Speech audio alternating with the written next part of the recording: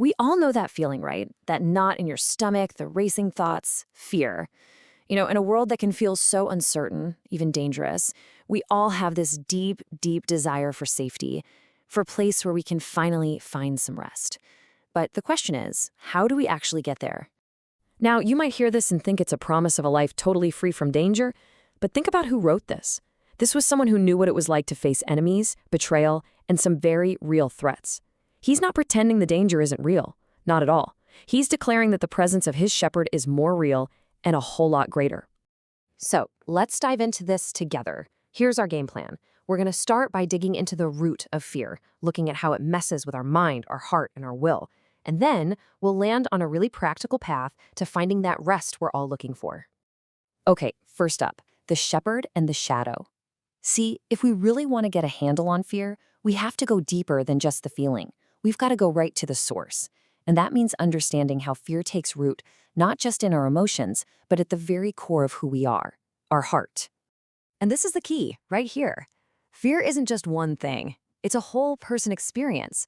So to really deal with it, we have to look at these three different areas: our mind and what we're thinking, our heart and what we're desiring, and our will and what we're choosing. All right, let's start with the mind. Because when fear hits, our thoughts just start going a mile a minute, don't they?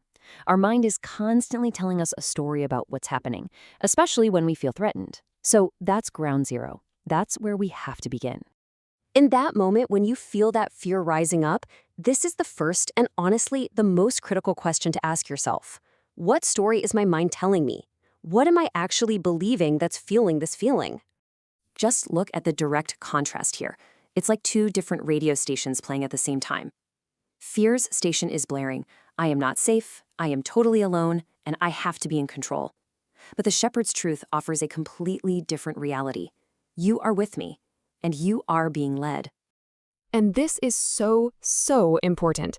This isn't about pretending the danger doesn't exist. The valley is real, the shadow is real. What this is about is declaring that God's presence is a more decisive factor in the outcome than the danger itself. His presence changes the conclusion. So we've talked about the mind. Now let's go a layer deeper to the heart.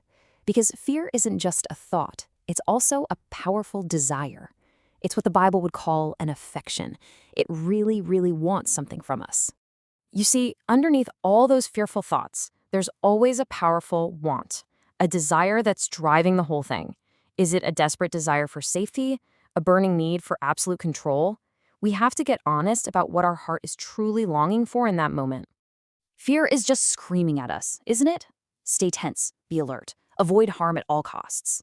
It demands that we treasure control and self-preservation above everything else. But look at what the shepherd offers instead. He offers rest. A sheep will only lie down when it feels completely and totally safe. And that safety doesn't come from the absence of danger, but from the presence of its shepherd. And this right here, this is how fear starts to lose its power. It's not by magically removing the danger, but by replacing our all-consuming desire for control with a deeper, more profound trust in God's good purpose for us in all things. All right, so we looked at our thoughts and our desires. And that brings us to the will. Because fear doesn't just stay inside our heads, does it? It always, always pushes us toward an action, toward making a choice. Fear has its default patterns. It pushes us into avoidance, into worry, into scrambling to control everything around us.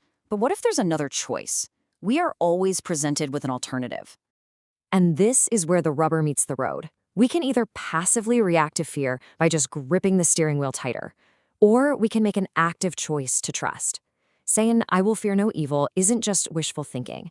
It's a powerful choice of the will, and it's rooted in the truth of who God is. So what does this active faith actually look like? Well, it's not about just sitting back and hoping the fear goes away. It's about actively fighting back, fighting fear with the truth of God's character and His word. It's choosing to trust instead of spiraling into worry. Okay, but here's the big question. Why is any of this actually possible? How can we really trust this shepherd? Is this all just nice poetry? Is it just wishful thinking? Well, it's because this trust isn't based on a feeling, but on a person and a real historical event. And there it is. The shepherd of Psalm 23 has a name, Jesus Christ. And the reason you can trust this shepherd in your darkest, scariest valley is because he has already proven his ultimate love and commitment to you. Just think about it. At the cross, Jesus entered the ultimate dark valley. He willingly took on everything we could ever possibly fear: sin, death, being forsaken, so that we would never, ever have to face it alone.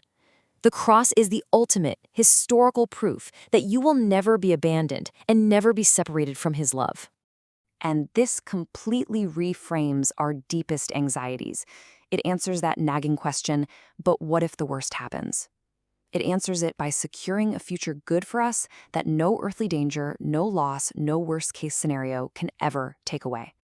Okay, let's bring all of this home. Let's distill it down into a simple, practical response that you can use the very next time you feel that familiar feeling of fear begin to rise. It's this 3-step process. You can literally walk through your own heart right there in the moment and confront that fear at its source, in what you're believing, what you're wanting, and what you're choosing to do about it. And here's what that can look like in real life. It can be a simple, honest prayer. You just acknowledge the fear to God. You replace the lie with the truth in your mind. You redirect the desire of your heart from control to trust. And you ask for help with your will to actually make that choice. So in the end, the promise was never a life without shadows or valleys. The promise is a shepherd who walks with you, right in the middle of them. And that, his presence, changes absolutely everything.